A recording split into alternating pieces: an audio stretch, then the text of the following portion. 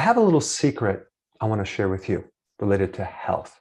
If you want to be healthy, just find out what conventional medicine is all agreeing on and do the exact opposite. Because what you've been told about health is actually the opposite of what the truth is. And a lot of times these experts in these institutions are like sacred cows. They're above criticism. You're not supposed to criticize them because then you're opposing science. But unfortunately, our health has become very, very political. And some of the information that I'm going to share with you today comes from the website NHS. This is the National Health Services from the UK. They get 50 million visitors every single month. I mean, it just blows me away. Well, at least they're transparent, because if you look at the board of directors and you see their affiliations, quite a few of them are affiliated with drug companies. All right, let's get to the list. Number one, everything in moderation. There is no bad food. Healthy eating is all about balance. Have you ever heard that before? Now, the problem with that statement is that it gives each food equal importance. And so what you're saying is there's no real significant difference between a candy bar and kale, or wild-caught salmon and a Twinkie. As long as you keep everything in moderation, you'll be healthy. I'm sorry, this is just complete and utter stupidity. Certain foods are way more healthier than others, and you don't want to do a moderate diet where you're having a little bit of everything. That has been the problem. When you go to an all-you-can-eat buffet and you're just going to have a little bit of everything, you're not going to be able to get healthy. There's too many options for the wrong thing, and you want to be able to differentiate the high carb from the low carb. The way to get healthy is not to balance your calories. It's to be able to differentiate the healthier foods from the unhealthy. So it's a very unbalanced diet. All right, number two, make sure you don't skip your meals, and definitely never skip breakfast. Now, I used to recommend this in my first book. I don't recommend it anymore. I found that if you skip breakfast, you will become very, very healthy. And the reason that they say this, you have to have regular meals, is to somehow prevent snacking later in the day. This is actually very deadly advice, because every time you eat, you spike insulin. And the majority of the population has way too much insulin because of the frequent meals. We want to skip meals. In fact, skipping meals is one of the healthiest things you can ever do, especially if you skip breakfast. The big problem that people have is the frequency of eating. Our bodies were not designed to eat so darn frequently. It's very, very unnatural, and it's extremely unhealthy. In fact, I would say it's the worst thing you can do for your health. All right, number three, the only way to lose weight is to eat less calories than you burn. You want to create an energy deficit. Calories in equals calories out. I'm sorry, if I hear that again, I'm going to vomit. This is like so outdated. We know it doesn't work. People have tried this for decades. And again, whoever came up with this is not differentiating the different type of calories. Certain calories are greatly affected by certain hormones, yet other calories are affected differently. In fact, insulin, the main hormone that makes you fat, is greatly affected by carbs, yet it's not affected at all by pure fat. Pure fat does not trigger insulin. Now, with protein, protein moderately affects insulin. So carbs have a major spike in insulin, protein is a moderate, and fat is zero. And if you're trying to lose weight and trying to be healthy, the goal is to keep your insulin as low as possible. So these experts that are pushing this calories in, calories out, obviously have not worked with any real patients for any period of time, because if they did, they would go out of business. As soon as you start using this principle with any significant amount of people, you're not going to get any results. All right, number four, the low fat, the fat-free, the lean protein, consume less saturated fats, consume less cholesterol, because we all know that cholesterol is bad for the heart. Well, we know this has finally been disproven, and we've been trying to do the fat-free thing forever. It doesn't work. What happens when you go low fat is you just replace it with the carbohydrates. Consuming saturated fats is totally healthy as long as you keep your carbs low. And the thing about cholesterol is that if we were to evaluate the cholesterol in your body right now, 75% of it is made by your own body. Only 25% of the cholesterol in your bloodstream right now comes from diet. When you eat less, your body makes more.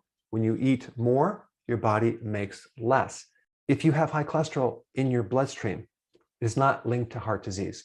And the American Heart Association has acknowledged that, but it's buried in the guidelines. It's not necessarily promoted. In fact, when you go low fat, you dry up your bile in your gallbladder, and then you're at risk for gallstones. In fact, when you have very, very lean protein and low fat protein, you start to spike insulin a lot more. All right, number 5, and this is what everyone knows is true. High salt diets are very, very dangerous to the heart because everyone knows a high salt diet causes high blood pressure, when in fact, that's absolutely positively not true. There's some fascinating data that's kind of embarrassing for the medical profession. It's a very, very large, credible study. I'll put it down below. That proves that when you go on a low salt diet, you're at more risk for heart disease than if you add more salt. So at a very bare minimum, even people with high blood pressure need to be consuming at least a tablespoon of sea salt every single day. And I'm talking about sea salt, not table salt. Table salt is a refined product, and they're even finding particles of plastic in table salt. There's aluminum in it. Sometimes they add sugar. So always consume high quality sea salt. And as far as blood pressure goes, instead of lowering your salt, increase your potassium. So even though your salt is a little bit higher, if you have enough potassium, you'll have the right ratios and your blood pressure will do much better. All right, number 6. Here's one of those everyone knows.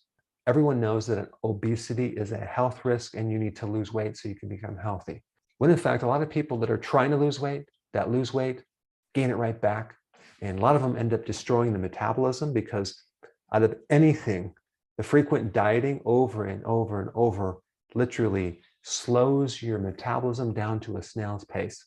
So just because someone is losing weight doesn't necessarily mean they're any healthier.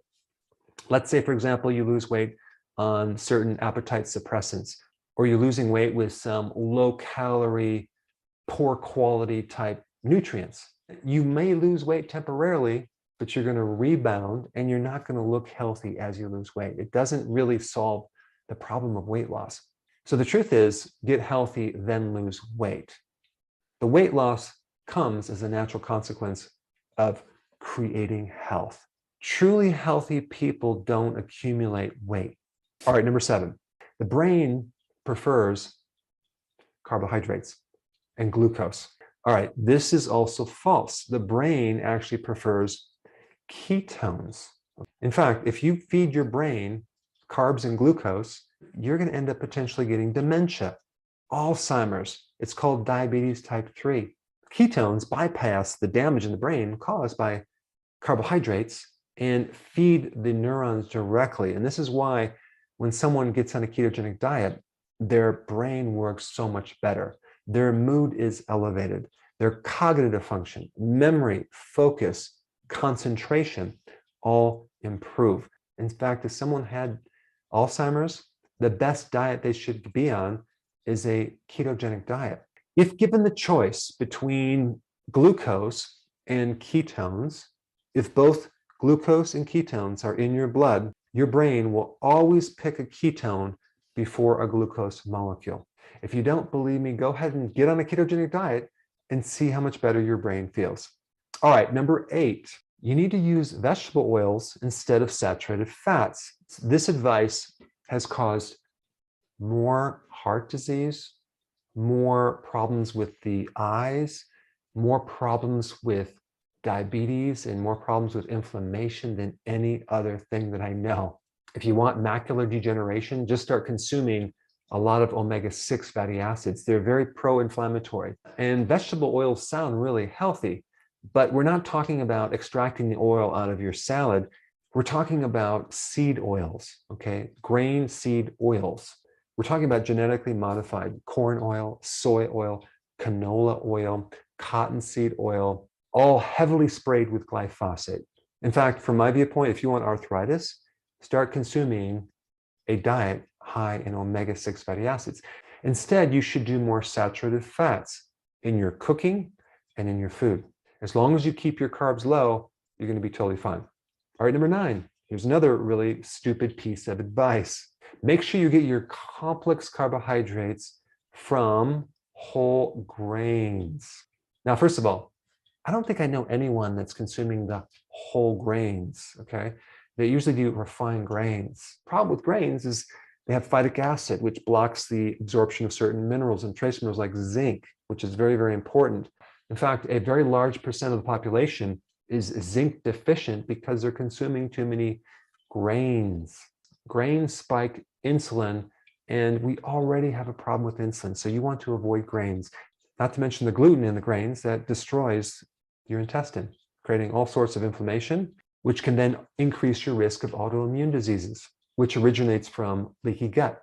All right, and number 10, you don't really need vitamins as long as you eat a well-balanced diet. And I always want to see what people consider as being a well-balanced diet. It's that balanced, healthy diet that I talked about in number 1, where you keep everything in moderation, don't skip any food groups. You know, when you think about the nutrient requirements that you need, like potassium, rarely does anyone consume enough vegetables to get their potassium. If you really look at it, a very small percent of the population will ever get close to potassium and even magnesium. And also, what about vitamin D? You can't get it from food. Very few people get outside and get out in the sun. So how are you going to get your vitamin D? And not to mention the food. The food is so deficient in nutrients nowadays, especially if you compare it with food 20 years ago. So it is next to impossible to get your vitamins and minerals from your food. Unless you start growing your food yourself and you know how to do your own soils, it is very, very difficult to get your nutrients from food, even if you buy organic. And I will say this, there are so many things out there that were considered safe, healthy, that then we found out was not very safe. It wasn't very healthy. Take a look at the chemical DES that was given to women to prevent miscarriage until they found it started causing miscarriages in women, I don't know how, I think 40, 50 years ago. And then what about DDT? There was a commercial advertisement, DDT is good for me. And then it was banned in 1971. And then what about sugar? Sugar was actually promoted as something that was healthy. You can give it to babies. And now we know that's absolutely not true. What about smoking, right? That was considered okay to give a pregnant woman. Until now, we found that it's actually just the opposite. Now, what about trans fats in Crisco? It was promoted for, I think, 80 or 90 years until they found out, well, we found it wasn't quite healthy. Sorry, and then they banned it. And then we have fluoride that was considered a healthy part of our water supply. And now we're finding all sorts of problems with fluoride on our own physical body, including the thyroid. So the secret to being healthy is find out what everyone else is doing and go in the exact opposite direction. If you want to find out exactly what to eat and what to do, check out this playlist right here. I take you through step by step. Check it out right here. Hey, before you go, if you're benefiting from any of my content, I would love to hear about your success story. Please share it in the link down below.